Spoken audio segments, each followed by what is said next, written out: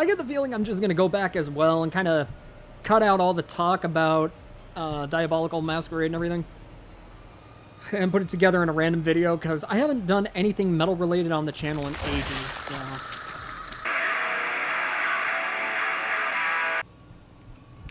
Anyhow, like I was saying, the band Diabolical Masquerade. I just randomly picked up in a CD buying run. I took my allowance. The local CD store usually had CDs for like 10, 20 bucks. I had 2 weeks of allowance built up. I think it was my allowance. Yeah, it was 2001, so I wasn't working at the time. So I saved up, and like twice a month I would just go to the local place and pick up a couple of CDs, check out some new stuff. And Death's design caught my interest. It was the soundtrack to a horror movie, but apparently the horror movie, after spending years of trying to find it, the movie doesn't exist. It was a gimmick. Again, this was released back in 2001, so I was none the wiser, and kind of stupid at the time. I think I was only 16? Yeah, 16 at the time. No, 15, because it was in March. Birthday is in August, so 2001, yeah, I was 15 at the time, and I was stupid. It boasted 61 tracks, although I don't think the back of it listed it that way, so I was incredibly confused back in the day. Track 1, Nerves and Rush, 6 seconds, so I thought, okay, brief introduction. Death Ascends, The Hunt, Part 1, at 16 seconds. You Can't Hide Forever, 24 seconds. Right on Time for Murder, The Hunt Part 2, a minute 31. Oh, okay, well that's the song then. Conscious in No Materia, 40-second instrumental. A Different Plane, 21 seconds. Do you understand why when I was 15 I had no clue what the fuck I was listening to? So yeah, that album was my introduction to more avant-garde styles.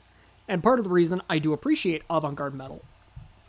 And years later, I just happened to find a copy of their the third album, Nightwork, in a used CD place. Don't know where in the hell it came from, but I grabbed it. And it's not as dynamic as Death's design, but I mean, it's really not that bad. It actually feels more like standard symphonic black metal.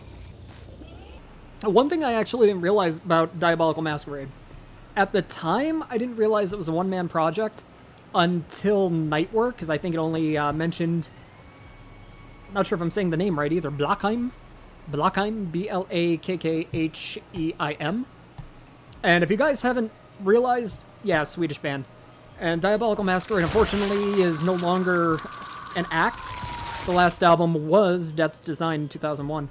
I actually want to get a hold of Raven Dusk in My Heart and The Phantom Lodge, the debut and follow-up albums, respectively.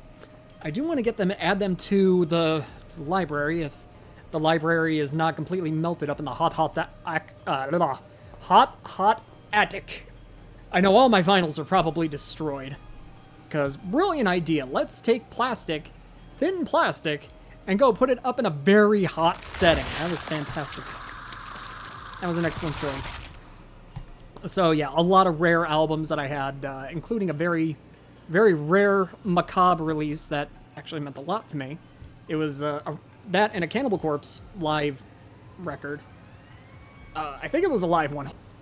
I don't remember what it was. I think it actually might have been a bootleg, but I don't know. It was some rare vinyl that my fiance found on the Steamhammer website. My ex. She was my fiance at the time. And it was just a really random gift that she gave me and really meant a lot to me. So I'm hoping that's not destroyed, because it is pretty rare. I just have no idea what it was called.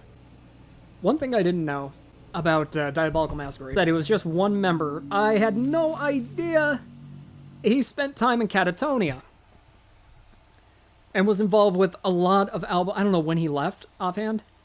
I'll have to look into that, because I'm curious now. But I actually had no idea he was in Catatonia until the other day when I was kind of revisiting Diabolical Masquerade. And what the hell was it? It was around 2006. The Great Cold Distance. That was not exactly my introduction to Catatonia, but it was the first album I heard from start to finish.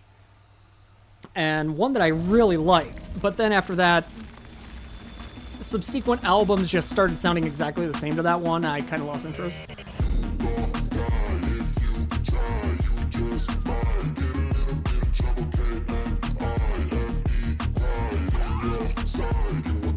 I got a switch in my head.